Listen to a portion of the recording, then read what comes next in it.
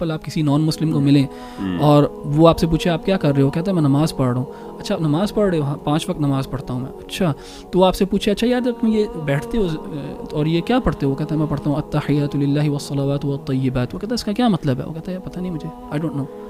वो हैरान होगा कि यार ये बंदा जो है ये किस किस्म का इंसान है, ये एक काम करता है 5 दफ़ा दिन में और उस 5 दफ़ा अत्तहियात पता नहीं कितनी दफ़ा वो पढ़ता होगा, उसको मतलब ही नहीं आता इस चीज़ का।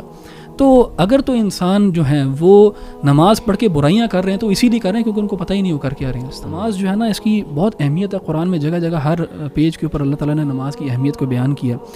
और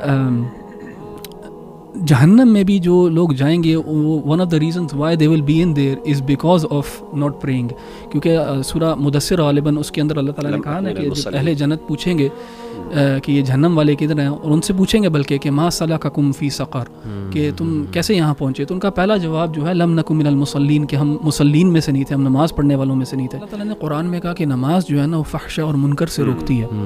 यानी नमाज का जो एक नतीजा होता है वो ये है कि इंसान जो है ना वो बुरे कामों से और फहश कामों से रुक जाता है। अगर एक इंसान नमाज पढ़ रहा है और वो फिर इन चीज़ों से रुक भी नहीं रहा तो फिर अल्लाह ताला की बात गलत नहीं है, इस बंदे की नमाज गलत है।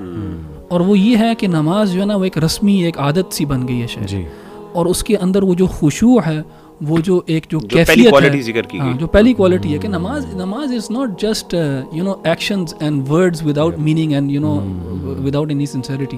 यानी नमाज के पीछे एक पूरा जो है एक पूरा थॉट प्रोसेस है। यानी सहाबा जो है जो वो वुज़ू कर रहे होते थे तो वो एक ऐसी कैफियत के अंदर आ जाते थे क्योंकि उनको पता होता था कि हमने अपने रब के सामने भी खड़ा होना है और रब से हमने बात कर रही है, तो वो उस चीज़ को इंटरनलाइज करना, फील करना। हमारे यहाँ मैं तो समझता हूँ कि जिन लोगों को अभी तक नमाज का मीनिंग नहीं आता तो अफसोस का मकाम है कि ऐसी चीज़ जो हमें 5 वक्त दिन में करनी है और 10 दिन में 50 दफ़ा करनी है, 20 दिन में 100 दफ़ा करनी है और आपको मीनिंग ही नहीं आता उसका।